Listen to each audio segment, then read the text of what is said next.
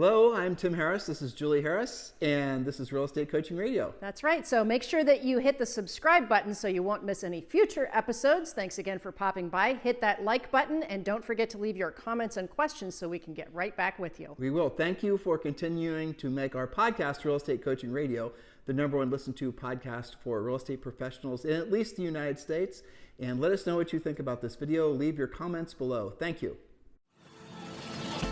Welcome to Real Estate Coaching Radio, starring award-winning real estate coaches and #1 international best-selling authors, Tim and Julie Harris.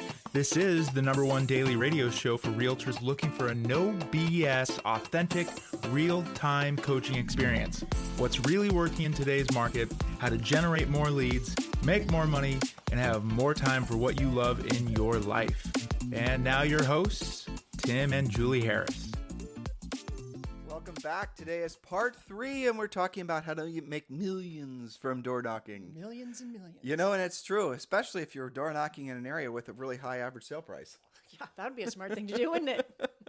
Hey, you know what? We should have had that be one of the points in first. Actually, it was your first point. Yes, that's right. Choose wisely. From 2 days ago. Yeah. So if you're listening or wanting to hear the first 2 parts of this series, you obviously can find those over on YouTube, and you can find them on on our podcast, Stitcher, iTunes, every place you might possibly imagine where you can listen to a podcast. The first 2 shows, along with, by the way, thousands of other podcasts are waiting for you. Our YouTube channel is a continuation of our podcast. And thank you for continuing to make our podcast the #1 listened to daily podcast for real estate professionals in at least the United States. So, Julie, before we get to point number 9, I had an epiphany. And the epiphany is simply, there's a lot of agents out there right now that are going to be looking for a new broker, frankly. Yes. Because their year hasn't gone the way I had hoped it would go. They're realizing their broker is not able to, frankly, support them during this changing market. There are a lot of people that are looking for a new direction, and they're looking to attach themselves to something that's going to help reinforce their goals for this, continuation of this changing market with inflation and all the rest of it. Guys, by the way, in the news cycle, there's going to be good news, there's going to be bad news, but the cycle that we're in with regards to inflation is not a short-term cycle. There is no zero inflation. Inflation at its current level is going to go up, and it's going to go down over at least the next 12 months. So understand that we are in a long-term cycle, and that's just fine because you can learn how to thrive in this market. The market really ultimately doesn't matter that much, provided you have the skills to actually know what to do. And so there are a lot of agents that are looking for new brokers. So I would propose to you that we do a series, maybe 2 or 3 days, on choosing a broker. We've done that in the past, Sure. But the reality of it is that the rules to choose a broker are different in a changing market. Because Totally one of the big things you have to legitimately be concerned about, most brokers, listeners, this will shock you, but it's true, are operating on, in the best of times, 2 or 3% net margins. I want you to think about that. So all the commissions that come into your brokerage, let's say your brokerage, I'll just keep the numbers simple and small, relatively speaking. Let's say the brokerage earns $1 million. That's not simple nor small, but just, again, so I can do the math in my head. Then the broker's net from that is going to be no more than 2 or 3%. So they're going to make less than $50,000 off that brokerage, earning $1 million in commissions after all of their expenses and paying agents. Agents' commissions being the biggest portion of the, where the revenue is going. That is shocking. Now, if all of a sudden the business slows down, if cash isn't flowing as much, there's obviously fewer real estate transactions happening right now until the market sorts itself out, which, by the way, Julie and I are seeing more reasons to believe there's going to be another real estate boom that's going to last maybe a year, that's going to start probably in second quarter of next year. You can mark our words on that because we're seeing an enormous amount of momentum towards, frankly, the interest rates not going up anymore, and behind more inventory coming for sale, which will create an unprecedented number of buyers who've been fence sitting, and that includes homes that need, sellers that need to sell before they buy. They're all going to be entering into the market. That's going to create a huge surge in real estate transactions. We think that's going to happen next year. But the moral of the story is many of you are caught in brokers who were barely surviving in the best of times and won't be surviving now. That's the reason you're feeling a lack of support, because those brokers, rightfully so, are more focused on making sure they personally are going to be able to keep their own personal lights on. That's the reason a lot of your brokers are still selling, because they're not making any money off the brokerage. So they're literally subsidizing the brokerage with their own transactions. And that's a good point. So if you're a broker and you are, doing, and I see this happen, Julie and I have talked about this on the show before. We see this happening with brokers. We see this happening with teams. And it's very common, and it's become normalized that a broker will, as Julie just said, keep the lights on in the brokerage by chipping in from their own real estate transactions. In other words, they would have made a hell of a lot more money and had a lot less stress had they just stayed agents versus becoming a real estate broker. And on the team side of things, we've seen, really, it's very rare that we don't see this, where the buyer's agent side of the business is unprofitable, that the seller side, the listing side, which is generally speaking the only side where the profit for the owner or the team leader comes from, that is subsidizing the buyer agent side. So if, for example, if you were to do a profit and loss, not on the overall team transactions, but do one for the seller side, one for the buyer side, you'll see almost always that the buyer side of the house, of the buyer side of the business, makes no real profit, or not very much profit, or in some cases loses money, and it's being subsidized by the listing side. To which then you ask yourself, why the hell would they be doing the buyer side to begin with? And they'll rationalize it. Well, the buyer side pays for the overhead. The buyer side this, the buyer side that. And look, there's a lot of different ways to, I think, compare and contrast the numbers. But the moral of the story is, in a market like this, what you absolutely positively need to be doing is reeling in expenses and being very smart. And a lot of that starts with your brokerage. I had a conversation with somebody actually on the commercial side, and you know who this is. And we were talking about commission splits. And he's a commercial agent, and a lot of commercial agents are on 50-50 forever, and he was as well. So his commission split is his brokerage, and he does very consistently about $30 million a year. And $30 million in commercials, very similar commission-wise to what it is in residential based on what he sells. I know what his numbers were. And when you looked at actually what he paid, he was on a 50-50 split until he paid in $500,000 every year. Think about that. Well, I've had conversations with residential agents.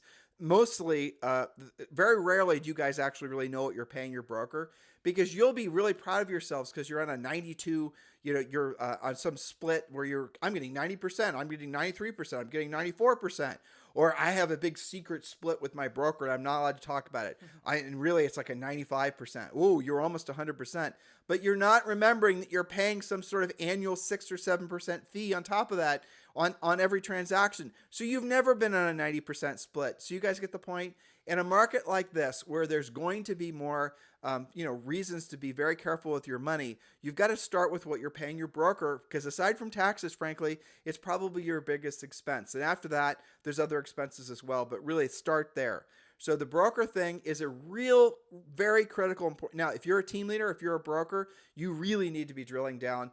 Operating under the assumption that things are going to get, I don't know what the word will be, the adjective, tougher, harder, more challenging. All those words I think are true in the next months, if not years. Assume that things aren't going to become more buoyant, because they won't. Assume that if you've basically been operating on tiny margins, this is a good time for you to reposition yourself in the marketplace and think about doing something differently. And so, yes, Julie and I are strongly encouraging all of you to consider eXp Realty. That's the reason eXp Realty, and all the reasons I've just stated and more, is the fastest growing real estate brokerage of its size in the United States. And yes, of course, Julie and I are aligned with eXp Realty. If you want to have a conversation about eXp Realty, we would love to. Just text me directly, and this is my real cell phone number. Don't call, text. I'm going to say it again. Don't call, text. I will not answer if you call. 99% of the time it's on do not, I won't hear the ring, or I'm on a call, or something else is going on like I'm doing a podcast. So text 512-758-0206, 512-758-0206. Every one of you needs a broker, right? Why not choose a broker that actually is going to be positioned to get you through this real estate challenge and this economic shift that we're experiencing, where you come out even better on the other side. You think, and don't think this, some of you do think, that your best days were behind you. The boom was over. Now we're going to go into the bust period.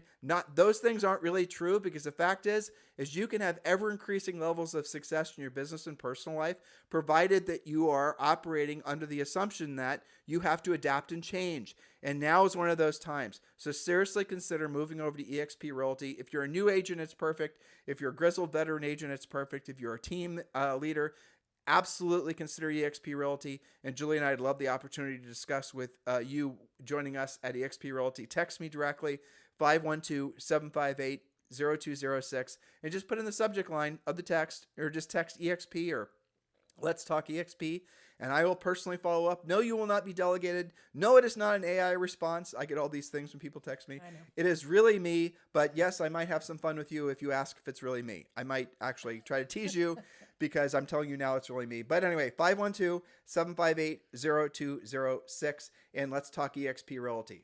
So back to door knocking. We're on part 3. If you missed parts 1 and 2, get caught up on this podcast series. So part 3, point number 9, we're talking door knocking. Dress professionally, but not over formal, and smile. You are probably on camera. Look confident and approachable, not like a creepy IRS agent. Wear your name tag. Now, come on. You were profiling there. I might have been. I'm sure not every IRS agent is creepy. But maybe not all of Some them. of them are probably very pleasant. Yeah, but look approachable. Yeah. So wear your name tag or a shirt with your company logo, okay? Some kind of thing that makes you very friendly. But do dress professionally. Don't be too casual. Now, again, you got to modify depending on your market. If you're in some sort of beach community and you're showing up looking like a mortician, that's not necessarily going to be something that people are going to answer the door for. But one of the rules, we talk about this in our book, Harris Rules, is always dress a notch or at least a half notch better than how everyone else dresses. It does give you an advantage in every condition. If you walk into, Starbucks and everyone else is in flip-flops and dirty t-shirts and you're wearing a button-down shirt and you guys get the point, you're going to immediately look better, and subconsciously people are going to see you on a higher plane. We're all just, basic animals, and we're respondent to pretty colors and shapes and things like that. Well, and looking like you have your act together. Right. That doesn't mean you have to wear a tie or anything like that.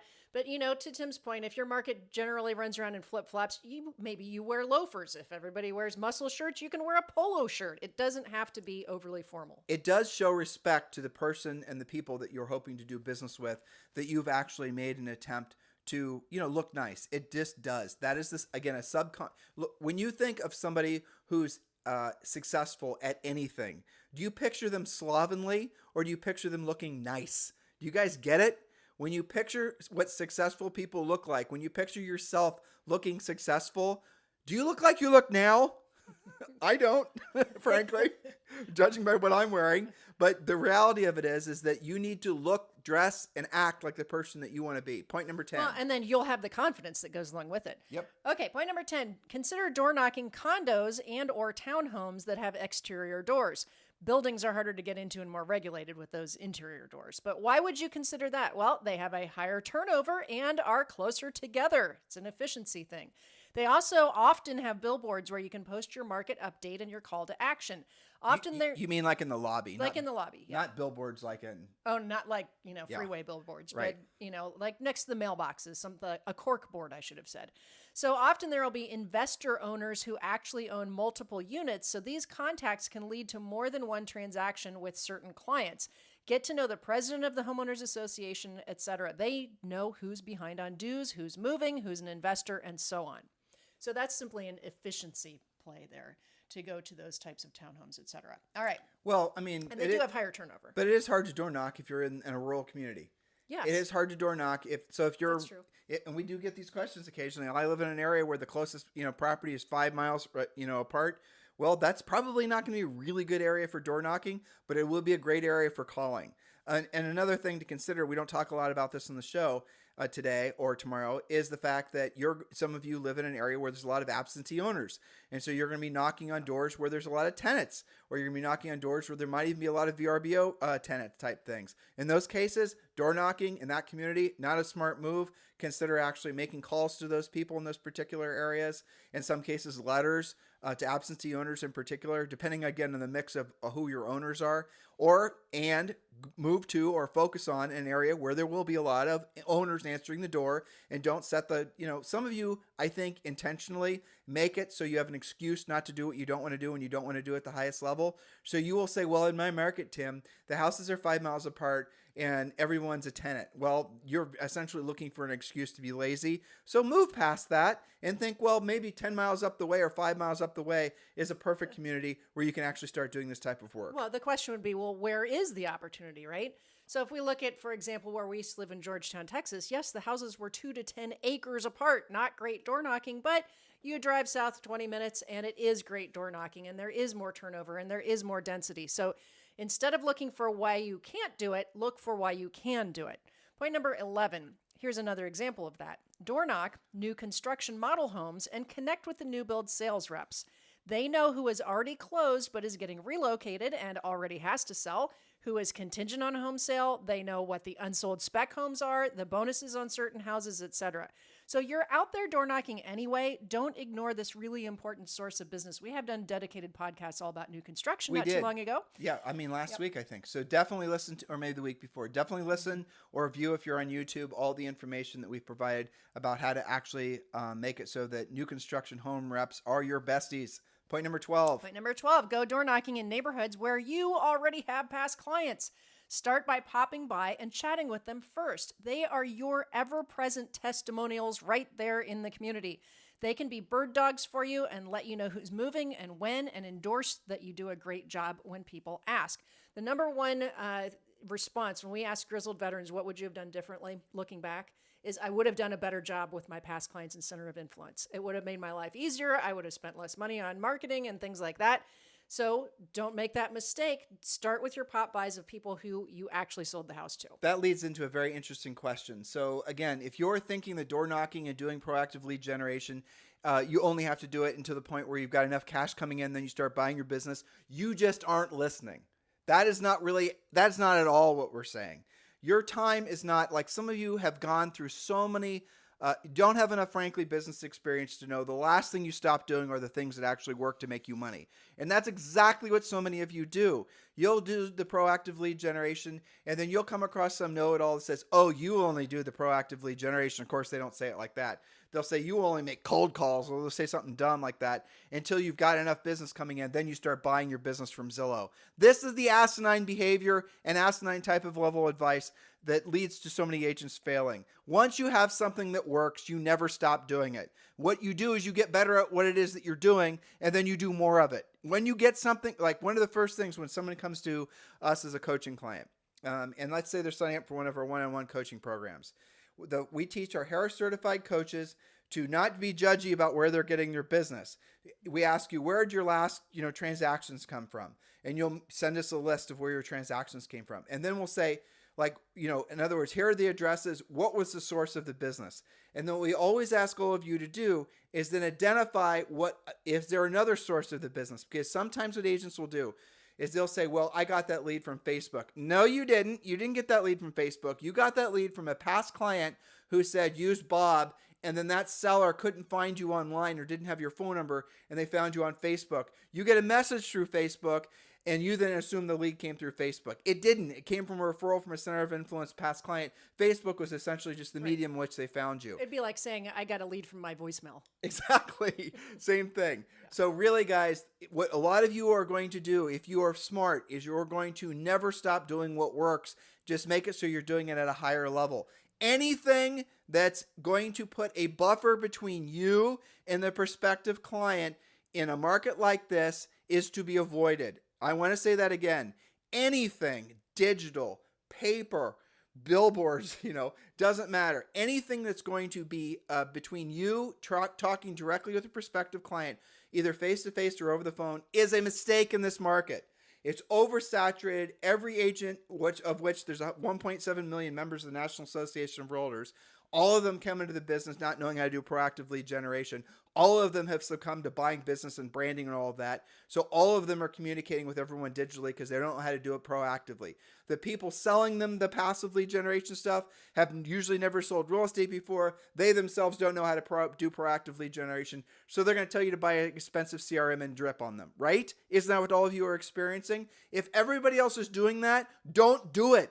When everyone else is going in a certain direction and you can see off into the horizon, the direction is off a cliff. Here's an idea. Don't go in that direction. Do the opposite of what other people are doing, and you'll experience the opposite of what other people are experiencing. Most people fail in real estate. Most people fail at an accelerated rate in real estate during a time like this. Don't do what they're doing. Learn to be a proactive lead generator. That's right. So let's talk for a second about how to get better, how to hone your skills once you're in this habit. So usually agents will go through stages, assuming they stick to it and don't give up. Assuming they last. Assuming they last long enough to stick to it.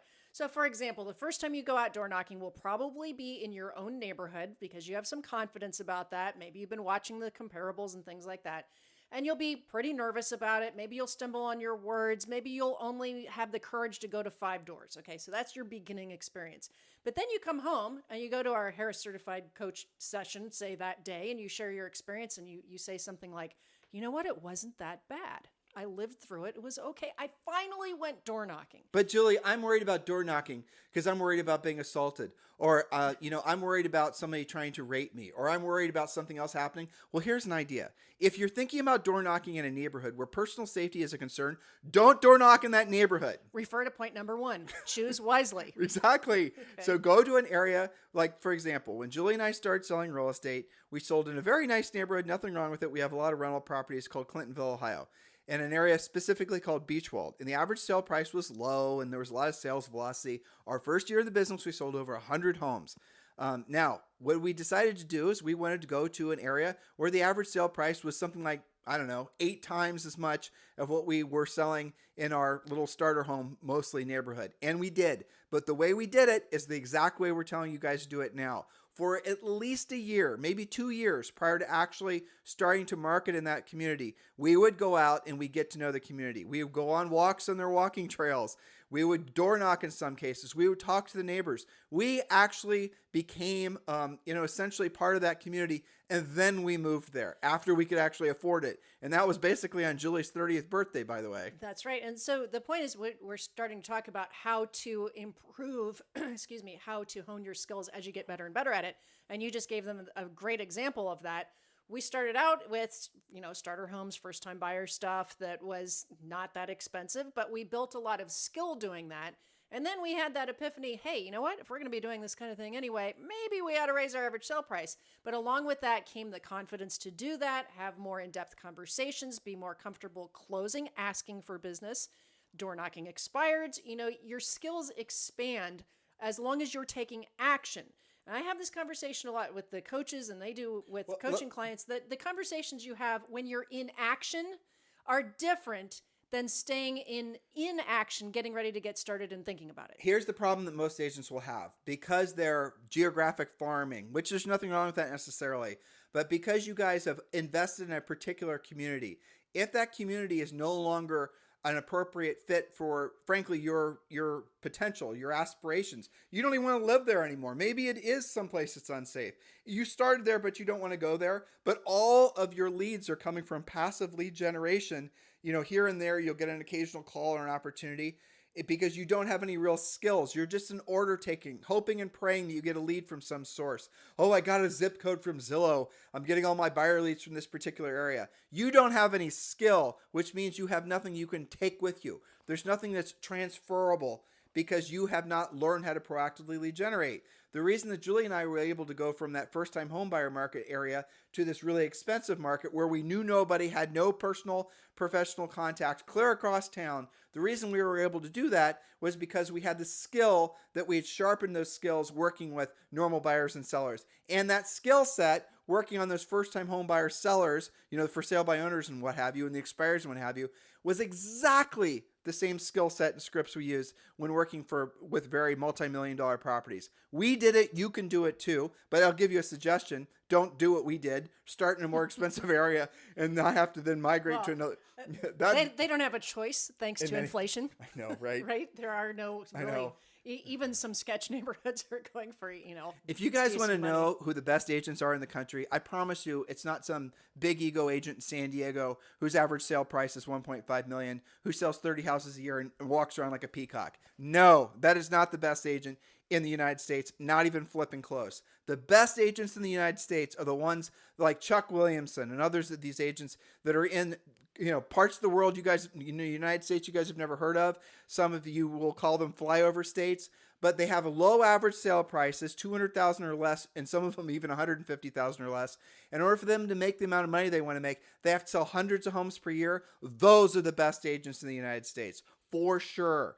Average sale price spoils a lot of you into thinking that you're better at this, essentially at this business than you are because you make so much money per transaction. If I were to take Chuck Williamson, for example, and I were to drop him in San Diego, California, where his average sale price would be probably, I don't even know, 30x what it is in North Carolina, you would discover quickly that Chuck would be the number one agent in that marketplace because he knows how to act. He has the skills. Instantly. And by the way, I had to, a couple years ago, and Chuck listens to this podcast, so Chuck, I'm not making fun of you. I'm just sharing a story with the tens of thousands of people that are listening. I had to show him how to use Facebook. He absolutely, and he's younger than me. He absolutely has no connection to social media. His business is made, and his millions have been earned by being a proactive lead generator. Be like Chuck. Right? That's a good mantra. And by the way, that's the same reason why he has a really killer net at the end of the Oh, year. yeah. It's amazing. And a lot of our coaching explain clients that. Like that. Yeah. Chuck will make maybe $3 million. And of that, because he doesn't buy his business, Chuck will keep, maybe $3 million. Yeah. He has 1.5 assistants. He doesn't do any marketing and branding. He doesn't do any TikTok videos. Matter of fact, I didn't even know what Chuck looked like after personally coaching him for years until I saw his picture on, I don't even remember where, like a realtor.com page or something. He doesn't market. He doesn't have to. He doesn't need it, though. And the best agents in the country, Greg Newman in San Diego, for example, proactive lead generator. There was a guy named, who's the guy in Philadelphia that everyone, who was a legendary, Don something, right? I forget who. The best agents in the country are the ones that you haven't heard of because they keep their heads down, they keep their egos out of it, they focus on being of service to other people, and they're proactive lead generators. That is a fact, Jack. Now, you can sell a lot of houses, you can do a lot of volume, you can peacock around the world, and everyone will think you've essentially, you get a golden ticket every single day that you wake up. You guys get the inference there. But the reality of it is that your net sucks. And it's in a market like this where you're going to discover that's true. So guys, listen, do not wait to find out what we're telling you is true. Take actions. Put yourself in a position where you can thrive in this market. We strongly encourage all of you who are considering a new broker to consider joining with Julie and I at eXp Realty. Just text the letters EXP to 512-758-0206. Look, that's my actual cell phone number. Open up a text right now if you're looking for a different brokerage situation, and just text EXP to 512-758-0206, and let's start the conversation. Some of you are right now ready to join EXP. Maybe you're new agents and you're wondering if it's a perfect fit for you. Of course it is, and I'll let you know how. If you're an experienced agent and you're looking to move over to some place where, frankly, it's the most proactive agent-centric brokerage we've ever come across, thus the reason we aligned with them, text me directly. If you're an experienced, grizzled veteran agent or a broker and you don't want to become any broker from being a broker, I'm sorry for the bad joke, let's talk about eXp Realty. Text me directly, 512-758-0206. You guys have a fantastic day. We'll talk with you on the show tomorrow. Hello, thank you for having watched this video. Please remember to subscribe to our YouTube channel. That's right, and don't forget to hit that like button, leave your comments and questions below, and we will get right back with you. Thank you for watching this video, and remember to watch the next one. You're going to love that one.